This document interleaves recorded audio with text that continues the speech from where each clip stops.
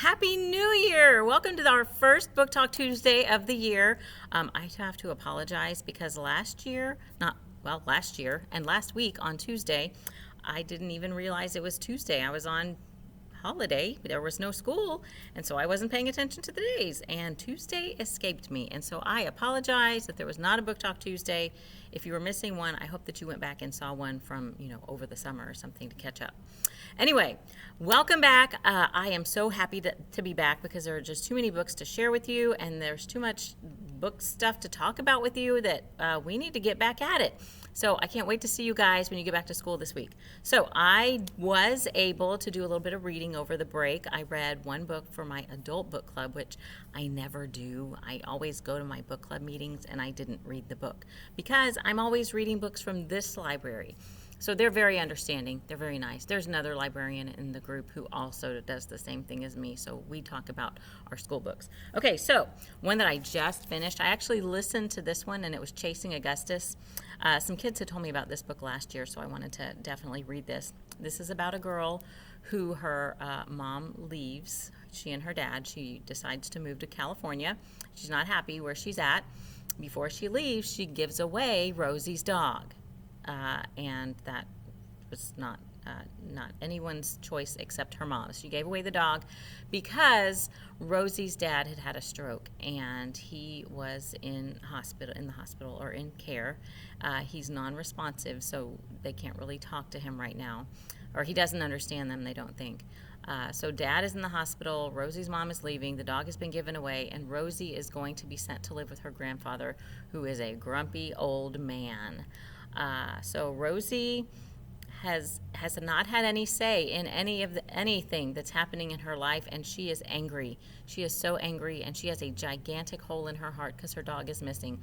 So she is going to find him. She wants to get him back and find her dog. It's really, it'll tug at your heart, and it'll just really kind of fire you up if you have pets that you just love. You just know what happens when they're missing.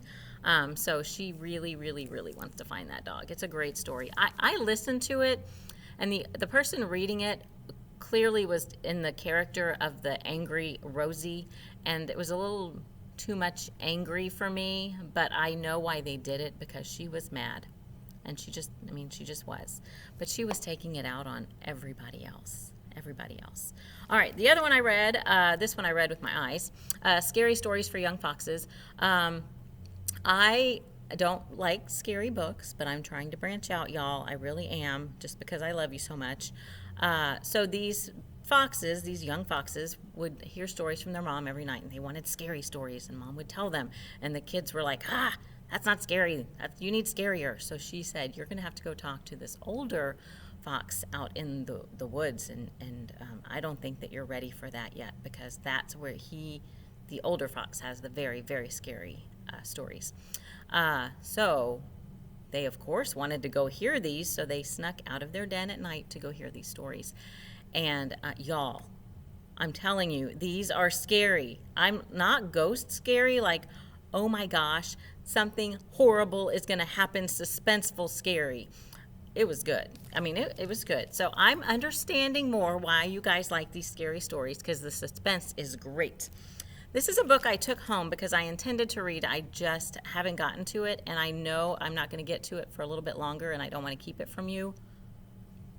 Kate DiCamillo. It's by Kate DiCamillo. She has another book out. So Beverly is also in Rainy Nightingale. Beverly Topinski was the one that was in the twirling competition that was trying to sabotage the whole thing, because she did not even really want to be a twirler.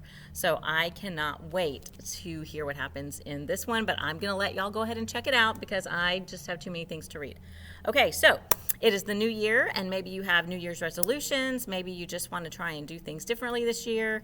I don't really do New Year's resolutions. I just try and pick some things that I want to be better at, or things that I want to learn, or I don't know, just things like that. But I don't set certain resolutions that I definitely have to get done, just because it's hard for me to keep up with what I already have to do.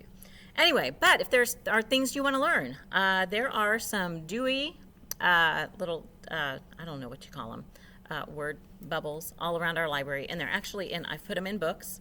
So maybe you want to travel this year. I mean, it's kind of hard if your parents aren't going to travel with you, but maybe you want to travel in your imagination. Maybe you wish you could travel. So that you can go to the 900 section of the library, that's the nonfiction section, and get books about different countries or states and see where you might want to travel when you get the opportunity. A lot of them, I'm going to keep some on tops of the shelves with the popsicle sticks in them, so you know, like this is magic tricks. Maybe you want to learn new magic tricks, so you would go to the 700s. Maybe you want to learn a new sport or try a new sport. Now, maybe you already play a sport, like maybe you already play baseball. This book is about how data changed baseball. So maybe you play baseball, but you don't really care about math. Well, there's a lot of math involved in baseball and in baseball statistics and in how batting averages are figured out and how coaches decide where to play certain people in what positions and how far out and when to move them in and when to do signs. And there's a lot of math and data involved in baseball, in every sport. So that might be something that you might be interested in learning about. Maybe you didn't know about that already. Maybe you're interested in coding. We have several books about coding, so you might want to do that. So you will notice that in these, maybe you want to become an informed citizen. Do you really know what your rights are in the Bill of Rights? A lot of us will say, but I have the right to that. Well, not necessarily, or you do, but this is how you have to go about it. So this is actually a kid's guide to our Bill of Rights. And I haven't read the whole thing, but I've read like snippets of it, and I think it's fantastic. But all of these will tell you, like this is in the 300s. If you want to save the planet, maybe you want to just do more recycling. Maybe you want to take better care of the earth this year. That's in the 300 section. This is a book that'll tell you a little bit about global warming. Maybe you want to eat healthier. Every year I try to eat more vegetables, and I don't just say that at the beginning of the year. All year long I'm like, I just need to eat more vegetables because I just don't think to eat vegetables. I eat a lot of fruit, but not as many vegetables. So maybe you want to start making healthy lunches for yourself, so that would be great, and your parents would appreciate it if you were making your own lunches.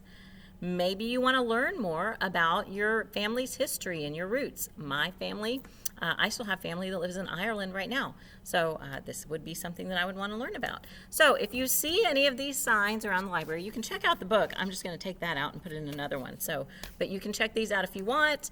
But there are lots of them around the library. Maybe you didn't know that you wanted to find out about becoming a rock star, but you actually do. So that'd be pretty exciting.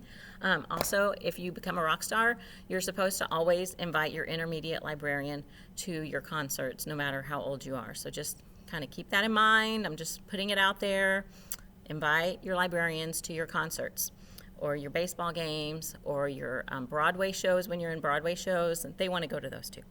All right, you guys, it's going to be a great year in 2020. I cannot wait to hear what you guys are going to be reading this year. I cannot wait to tell you what all I'm reading this year. I will see you next week, and go read lots of books.